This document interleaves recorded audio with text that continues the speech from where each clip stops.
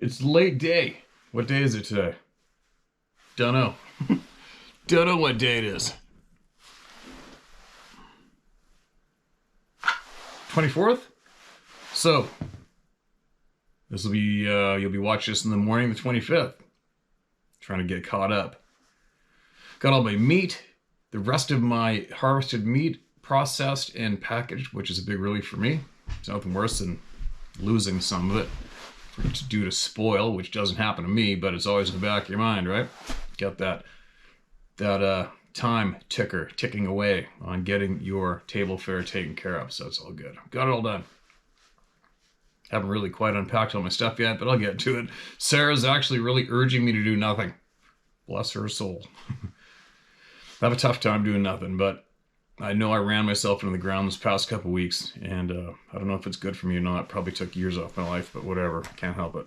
I did it, and I'm paying for it now. But anyway, I can sit here and talk. Got the green light from her to be able to sit here and talk. That doesn't take too much out of me, right? So, I'm going to share some more voices, because that's what we do here.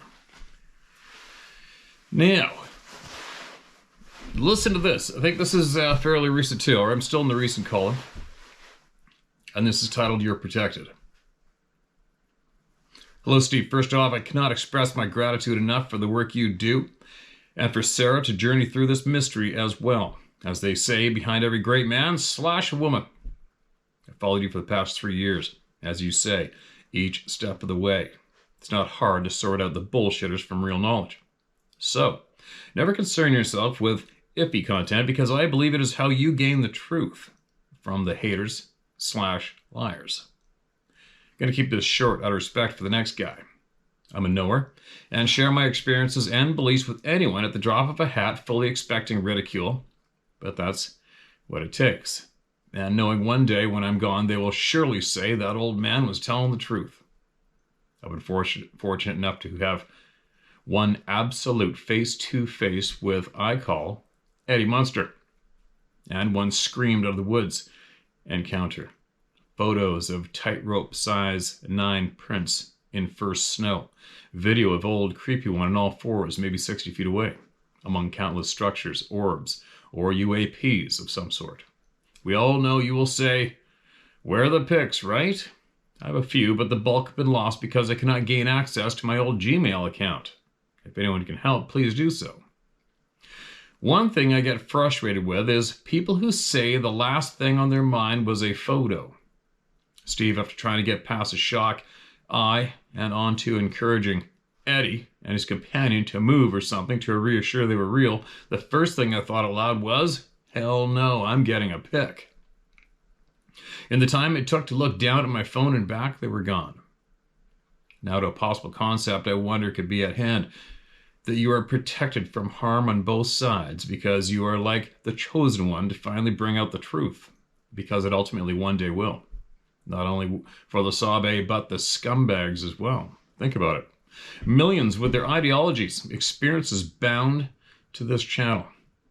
I would screenshot so many clips of you out in the forest and find them in the background, watching. You can see them coming and going. All shapes and sizes, but never any harm. Yeah, occasionally pine cones, stones, or creepy-ass silence, but never fear of harm. Why? Think about it.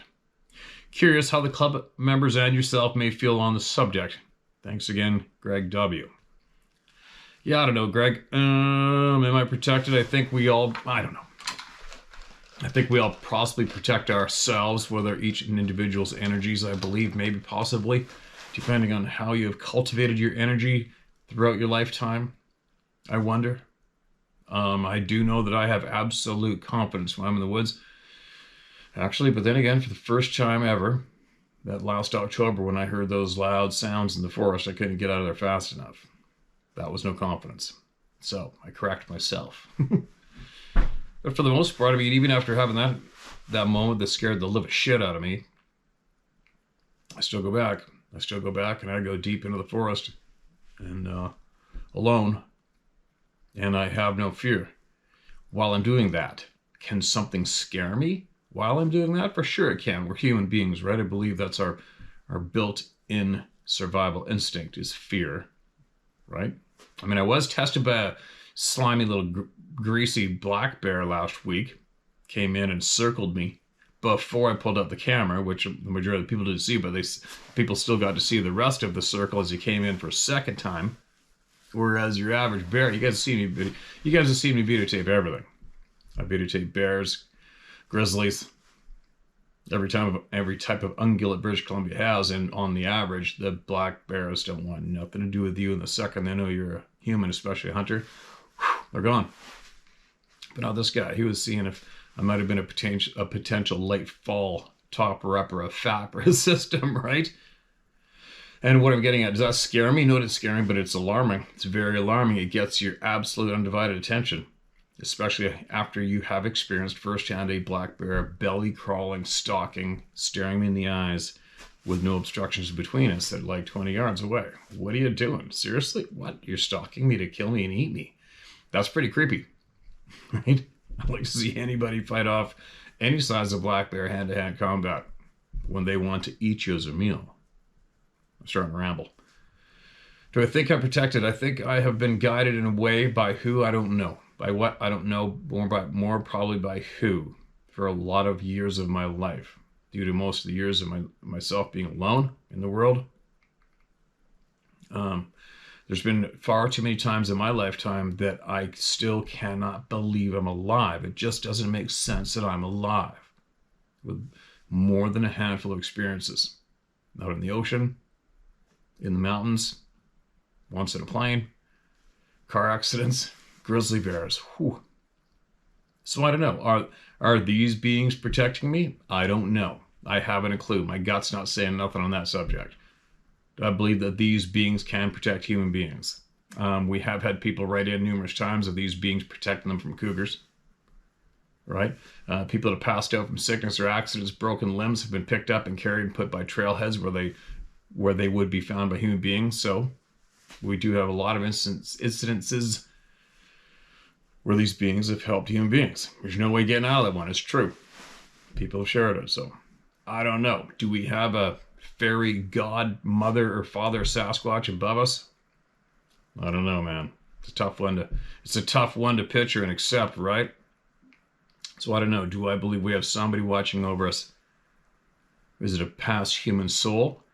I think that's a very high probability at this stage of the game. But I'm still learning. Still learning. Thanks for sending that in, man. You got people's wheels turning. That is exactly what we need here. People's wheels turning and thinking, and sharing, speaking aloud.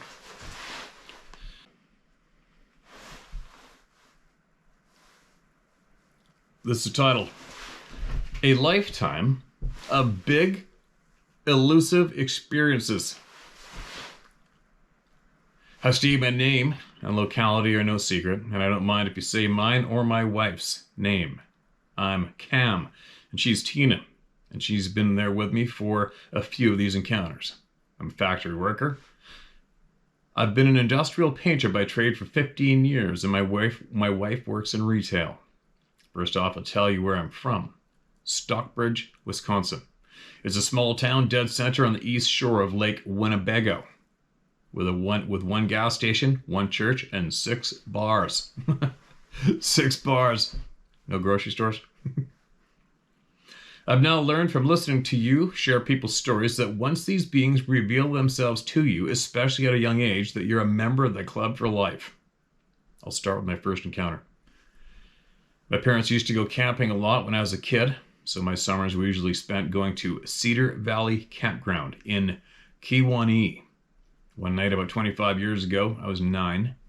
My friend and I were riding our bikes through the campground, and we were heading to a section that was somewhat empty.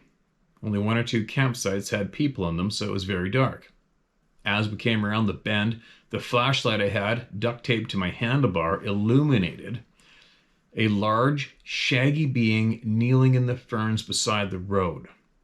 We must have startled it because as the light hit it, it stood up and ran in the other direction into the pitch black fern and cedar forest, making a strange gurgling growl sound. If you don't know, ferns have large root balls that stick out of the ground. Not to mention the forest was dense cedar and pine trees, so how could a person take off running in the darkness through all that without getting injured? Your guess is as good as mine. Needless to say, my friend and I hauled ass back to my parents' camper and tried telling them what happened, but of course they didn't believe two 9-year-old boys. A few years passed till my encounter. I was about 12 years old, and it was midsummer 2001, and was sleeping in my parents' small A-frame cabin in their backyard, 2-acre woods in Stockbridge, when sometime in the middle of the night I heard smashing sounds coming from outside in front of the cabin. I should mention my parents were out of town, and I was home alone for the weekend. Don't judge the 90s. We're a different time, LOL. No doubt. I can relate. I laid there terrified as the smashing sounds went on for what felt like forever, but in reality it was only a few minutes. Shortly after it went silent,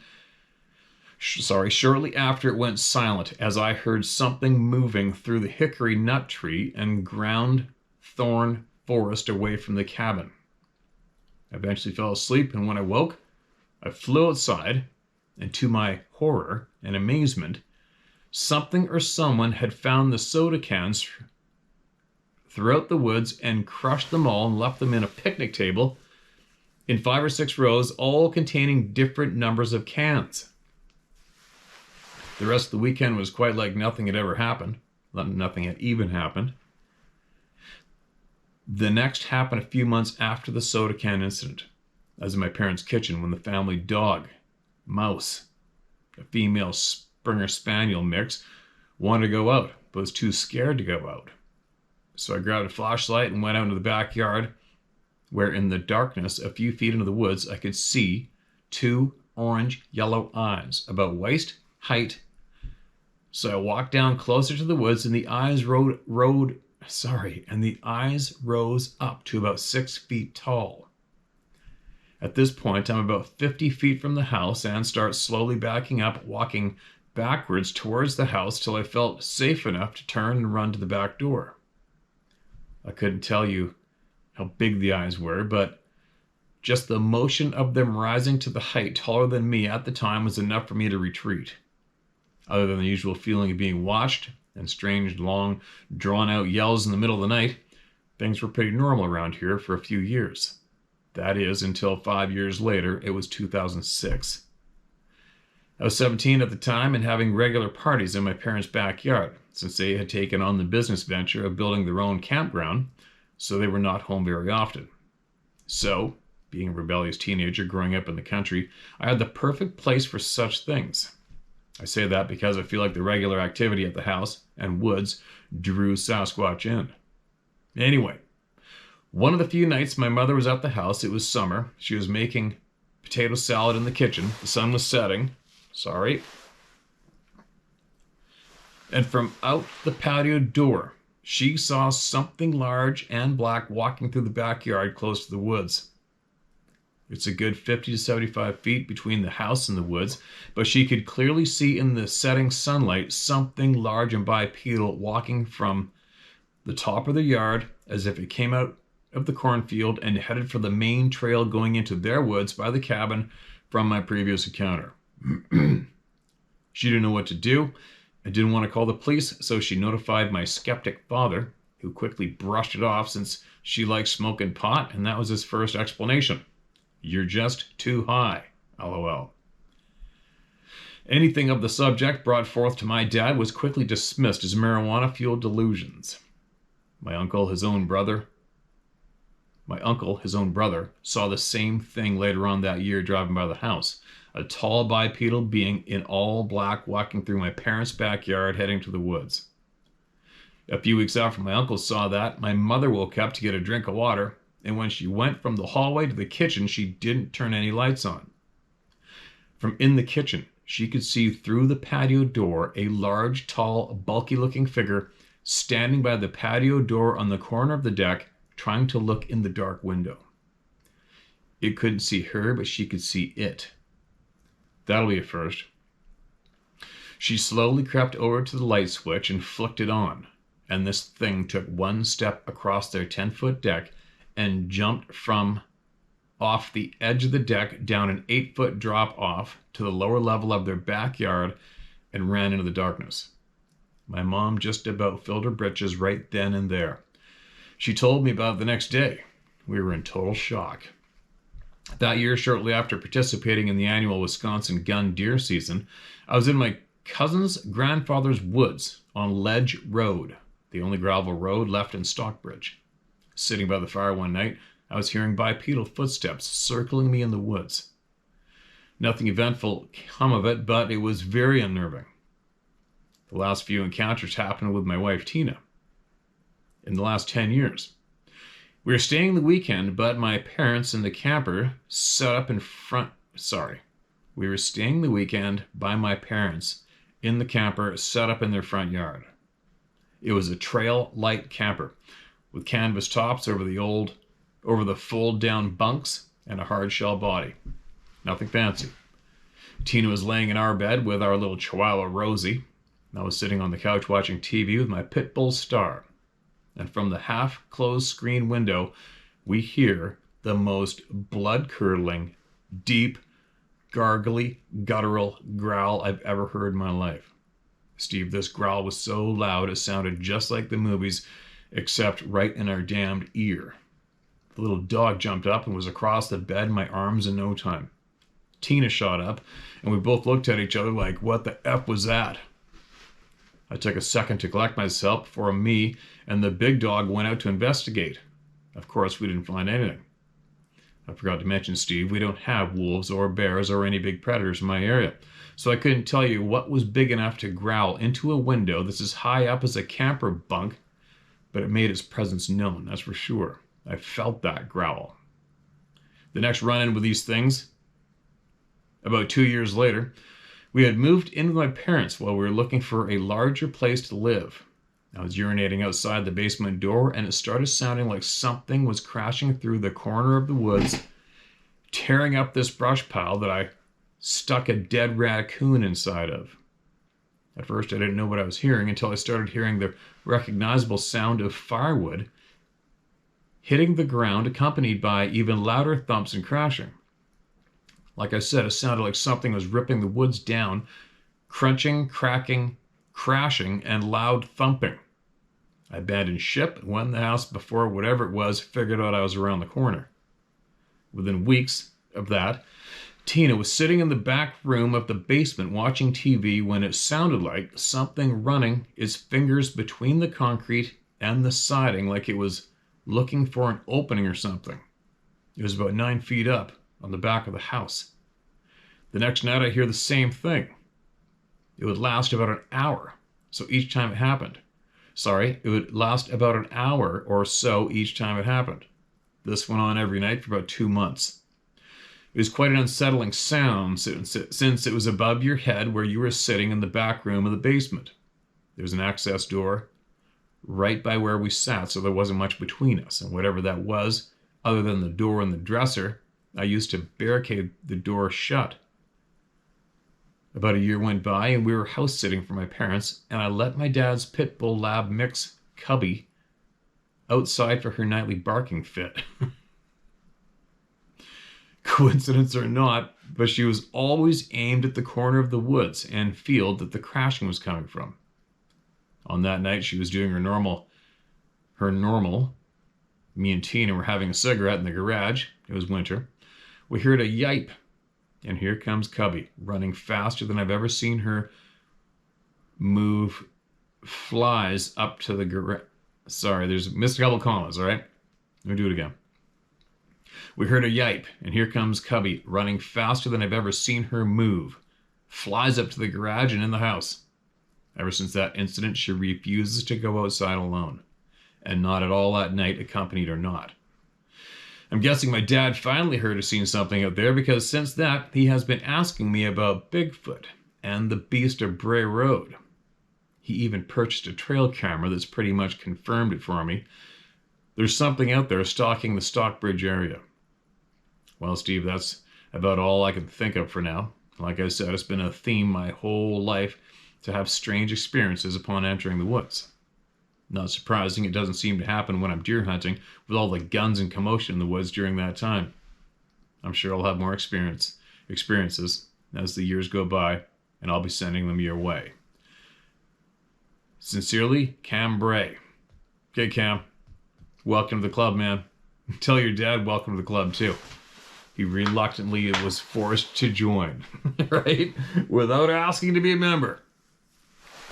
So you might want to send him this video, or pick any video you want from the channel, or anybody's channel, I don't know, but you might want to send him one of these videos with a whole pile of voices of innocent people with first-hand knowledge, so he can right away wrap his mind around the fact that he's not alone, and he's not crazy, and this shit's going on. It might help him out, and then maybe he just might share and crack open what he saw with you or with us. You never know, right? But we want to hear about it, especially from somebody who previously didn't want nothing to do with the topic, and didn't want to accept these facts as real. I'd like to hear from him. Thanks for sending that in, man. It's a lot of your time you just donated to the people's ears here. Here's another one. This is titled, My Dad's Encounter. This is a bit long, but worth it. Well, let me have a look. Oh, it's not too bad. I'm going in. This happened in the late 70s, 78 or 79, Fraser Valley, BC, right over here. My dad was working in forestry, and this happened to him and his best friend. We'll call his friend John. John and my dad were working on a cut north of Chehalis on a team of 4. The first night in camp, they had heard rustling and branches breaking along the darkened perimeter of the camp. Thinking nothing of it, they went to bed and woke early the next morning to find their food supplies had been ransacked in the night. They cleaned up, then went about their day, following the trees on the slope and using the winch of the DC-5 to pull them up. My dad and John, who was an indigenous man, commented to each other about the feeling like they were being watched. John was a cautious man and believed the stories of the Sasquatch and was worried they were disturbing their sacred land on what he called Sasquatch Mountain. That night around the fire, they still felt the eerie feeling. John was becoming more and more nervous. Trying to shake it off, they went to bed and again awoke to their supplies ransacked and the chains on their saws pulled off. Thinking it was environmentalists who had been in the area spiking trees, they shook it off and fixed the saws and carried on. Late in the afternoon, the boss came to camp and told the 4 men that it was time to pack up. They had orders to leave, which was odd as they were scheduled to fall there for a week. My dad and John were responsible for bringing the DC-5 cat down the mountain to the trailer. As there was nowhere for them to turn a truck and trailer around, it was parked at the bottom of the logging road. Night was starting to fall, and after cleaning up camp, John drove the DC-5 down the road. My dad sat on the toolbox on the right side. The other 2 had left with the boss. The unnerving feeling of being watched struck them both again. It was dusk and hard to see up into the tree line along the side of the road, but my dad was sure he saw a set of eyes and a shadowy human-like outline. He aimed his flashlight up in the tree line, and the light caught the reflection of a pair of eyes, and then another. John was driving the cat as fast as it would go, which wasn't fast at all. As it continued as fast as it could, there was a loud, painful, guttural yowl that echoed through the mountains. A hail of rocks and boulders started raining down on them of all sizes. Some that would be too big for a human to lift hit the roof of the cab. Some smaller ones hit my dad in the leg and the back of the arm.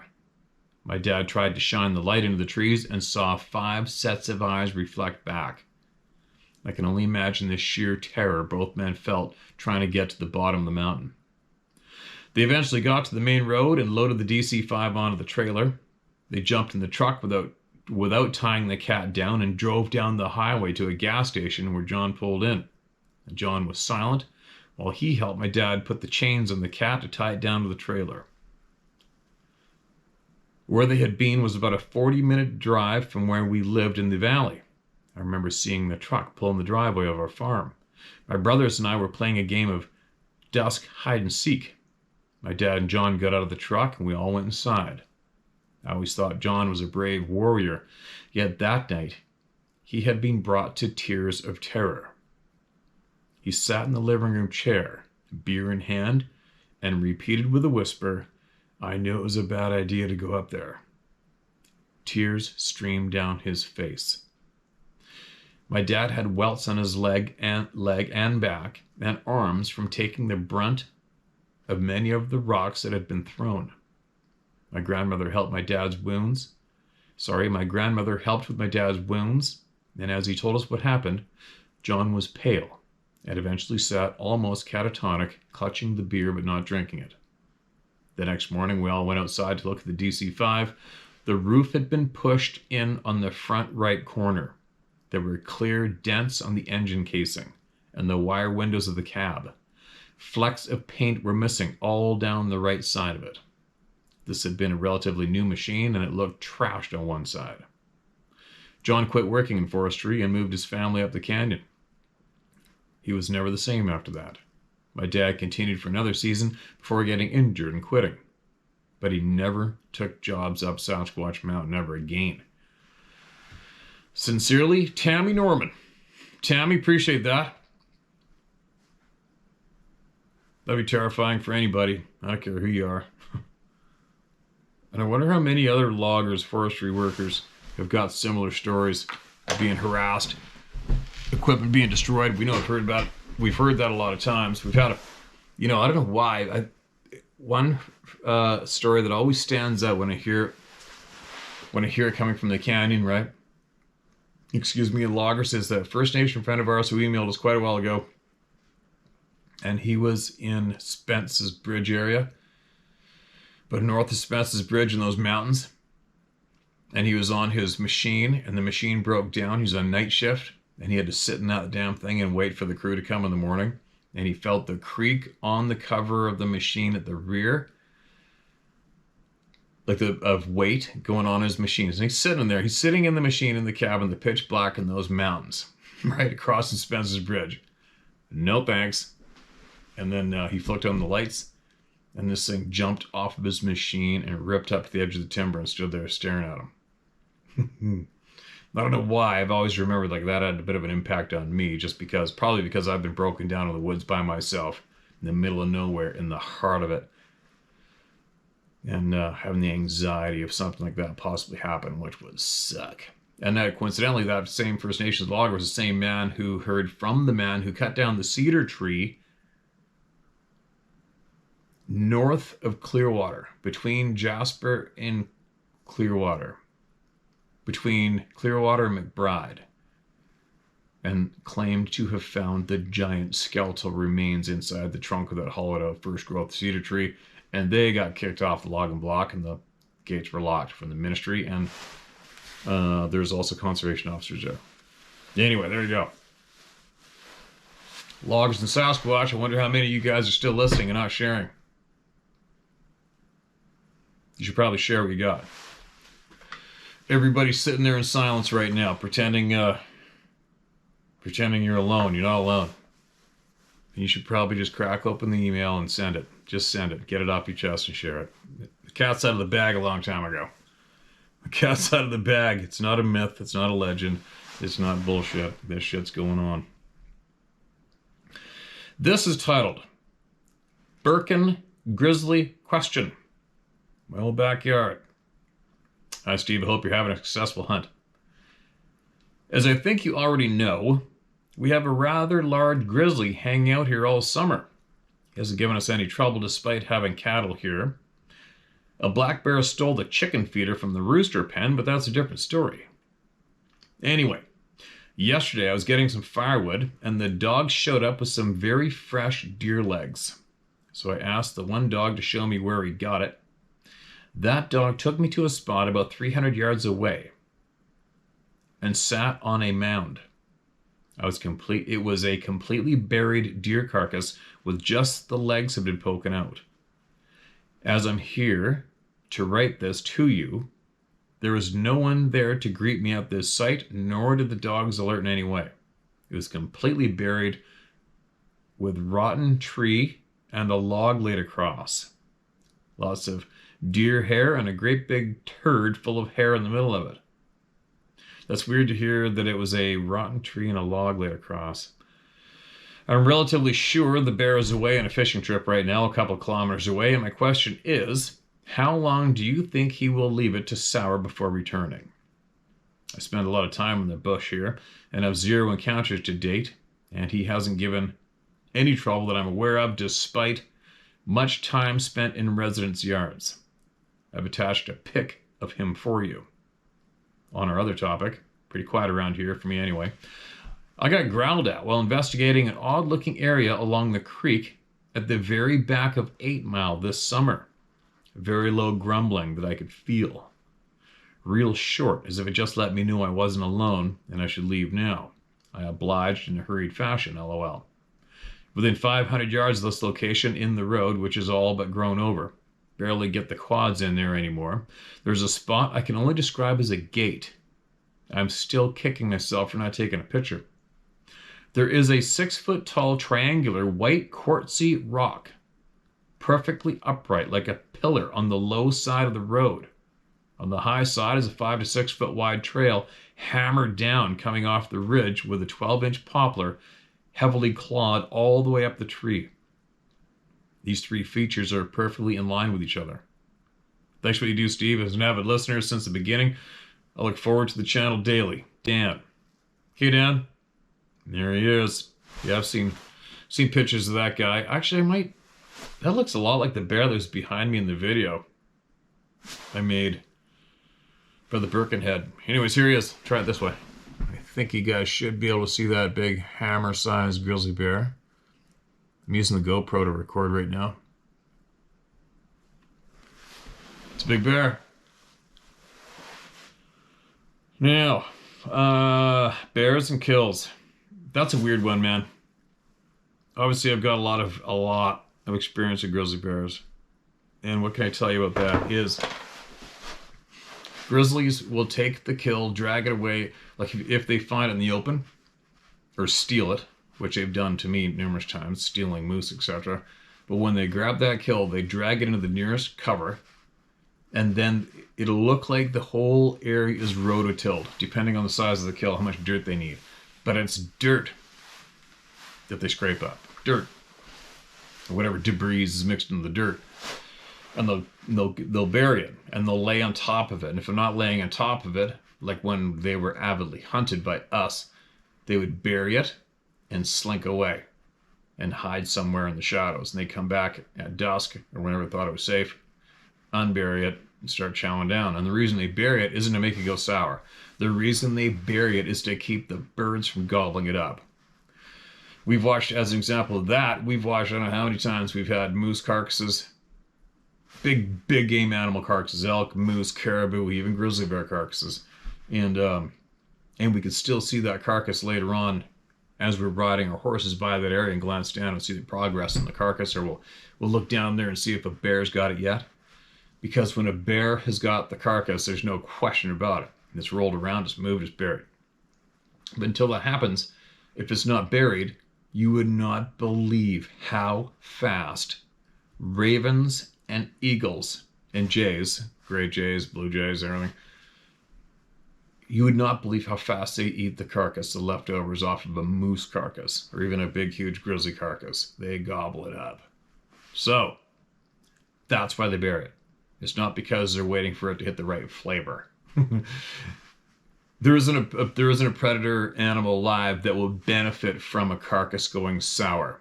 The exact same nutrients are in that carcass from the second it hits the dirt until it's all ate. So, what I'm getting at is, they only bury it to protect it from the other predators. Now, do they put logs on top? I haven't seen it yet. I had a black bear, not too far from Whistler. I shot a huge buck up atop a mountain in the big timber, and I went back there 4 days later, went by there, and the carcass had been dragged a bit, and there was a bunch of small Christmas tree branches from a small Christmas tree were shredded down. and put on top of it, and a bunch of other moss and stuff, but not a very good cover job because it's a black bear, and I saw the black bear. I know it was a black bear that did it. The black bears just don't know how to rototill that dirt up like a grizzly does. So there. It is very odd that the bear wasn't there to me when you went there. Very odd, and you're very lucky he wasn't there, because on average, if you look up Dr. Gary Sheldon, who has a bunch of books on predator attacks available to the public, and he said flat out, of all the experiences and encounters he came across, and noted that on average, when you bump into a grizzly laying on its kill, on average, when it rushes to attack you, on average, with that scenario, they kill you. They don't just chase you away. That's how important that kill is to them. They protect it like it's their life. And when a human or anything bumps into them on that kill, they run your ass down and annihilate it. Or they beat the living shit out of you. So, grizzly bears are never very far from their buried kills. So, did the grizzly bear leave to go fishing? I don't know. I think he just got real lucky. I think you got real lucky to have observed that. But anyway, moving along. A friend of mine's son was driving, had a girlfriend, lived at 8 Mile, and he was driving home in the dark, and there was a tall, gray, charcoal-colored Sasquatch being standing on the low side of the road, and it was towering over the cab of his truck when he drove by, and his eyes were glowing red, and he was an absolute mess from that experience. And it happened at 8 Mile. What else? Well, you know there's a shit pile of shit goes on around there. The whole strip of the highway. Hindu Flats.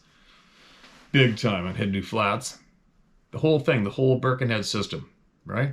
Whole Tanquil area. The whole area. The whole area, literally.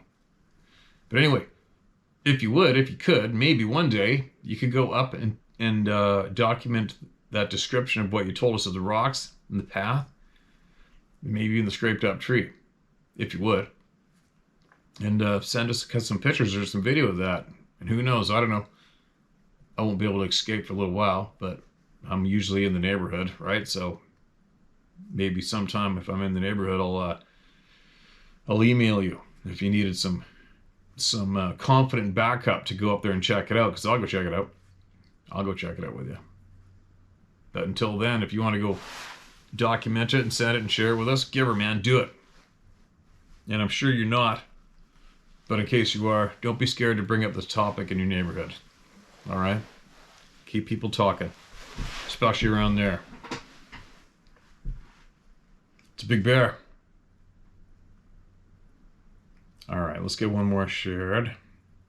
And then I might even go tackle my nasty laundry situation from my hunt. This is titled, Hi Steve. Hi Steve, I'm Donald Latimer from Northern New York. I'm good on name issuance. Many people have seen The Big Boy, but so many are too politically correct and afraid to speak of it. I've always been upfront with the truth of this world, which can be unpopular. Many don't like the truth, but it clears my mind when I speak of it. So here goes. I live in northern New York, an hour south of Ottawa. North Adirondacks. Senator's fanboy. Gave up on the Canadians. I grew up adventuring on my own, periodically bringing other AL on tutorials. Haha, he's legendary now. What? I grew up on adventuring on my own, periodically bringing Brother Al. Sorry, I missed the brother word. I must be getting tired again. Bringing Brother Al on tutorials. Haha, he's legendary now. My pop is a World War II vet. Cranky, no humor. We were raised to be quiet. And we did. When your butthole clamps shut and you're in the woods, you learn to tuck items in your past. This was a while after the Gimlin/Patterson release. 10 years plus or minus at 74, 76. We had 3 TV channels at the time. 2 Canadian, Maple Leaf Wrestling, 1 public TV. So we never saw the footage until years later. I'm an old man now, 63. Come on. 63 is the new 43, isn't it? I have a few memories from my early life.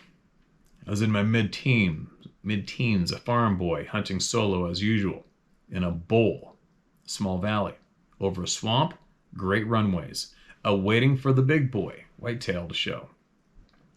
He was shy, however, as usual. I was on watch overlooking a trail and some tag altars. Tag altars? No movement until that time when it's almost dark. I was up on a knoll, 20 feet above the trail. A past farmstead, early 1900s. No longer usable, just a debris-filled stone basement. No buildings. I had movement from right to left. It was walking slowly. It was tall. Not a state land hunter. Not derogatory, just a novice type hunter. Tall, 7 to 9 feet. Came walking down the trail. I pulled up the 32 special, awaiting to cap this big boy, but no horns. And on 2 legs. What the F? A big what the F? 2 legs? I started thinking, what the F am I seeing?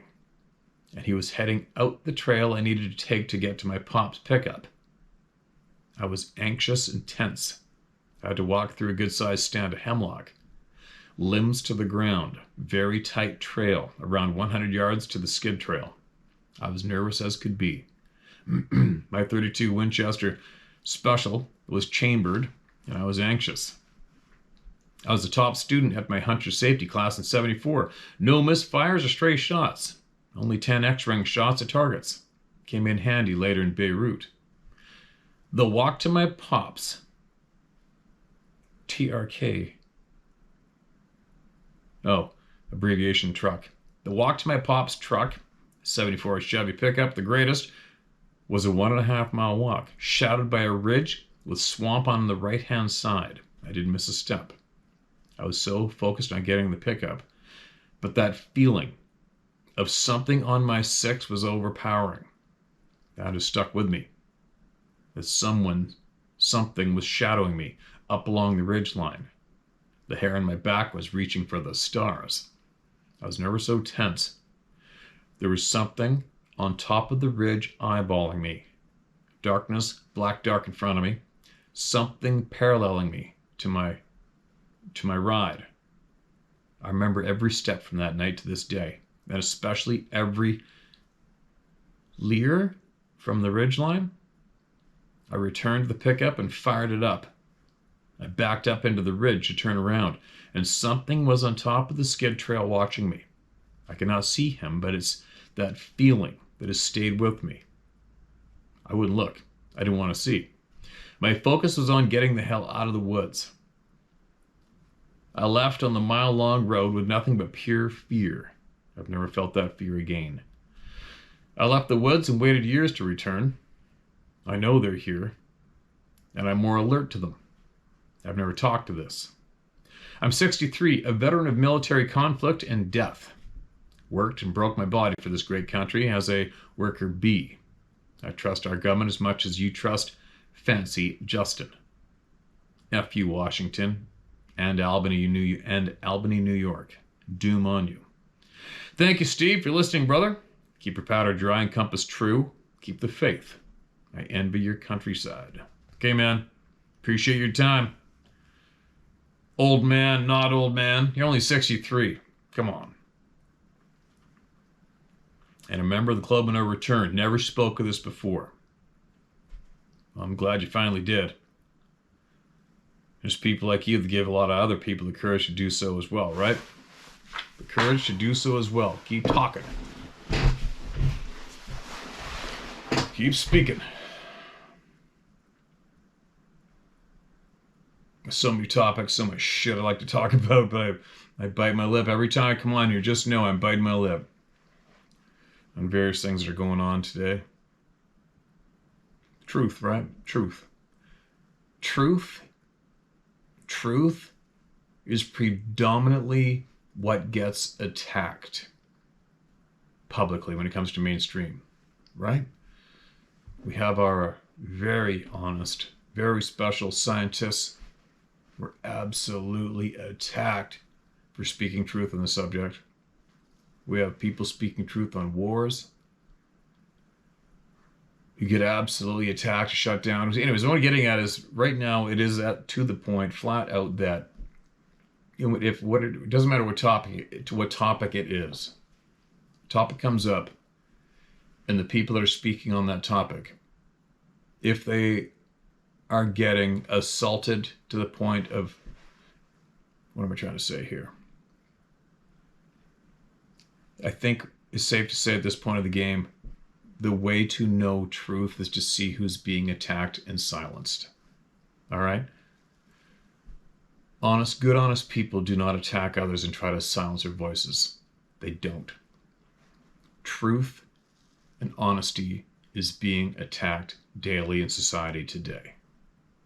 I guess that's what I'm trying to say. This topic, which is a gateway to numerous other truths, this topic, the people who speak the truth get attacked, right? They want the people who speak the truth to shut the F up and keep them quiet. We're still rolling here, though, aren't we? There's been a few times it's touch and go, right? But I've been booted off here a handful of times, not for a while yet. That's why I've got the backup channel. The Roundtable of Knowledge is called, and the Roundtable of Knowledge is about a year behind in loading content from this channel to ensure that it stays. Because when my mouth gets carried away on truth and I get a spanking and this channel gets taken down, that channel still rolls. That's why that's there. But anyway, I'm going to get my butt in gear. I got a lot to do to catch up on. I have a lot that I want to do with everybody here. And I have to get, I got somebody emailed me already blowing a gasket because I haven't flown to Texas. Holy shit. I haven't even unpacked my shit from my hunt. You know what I mean? You can't win. You can't win. It doesn't matter what you do. It's never enough, right? Whatever. Share my story at howtohunt.com. That's where you get heard word for word. Anyway, there you go. Sarah still has her sale going on, a lot of goodies. The link is in the description below. And I will be back, and I'm not going to shut up, and I'm going to share everybody's voice. Every single person is going to get heard. I'll be back. What's my dog doing out there? Be back.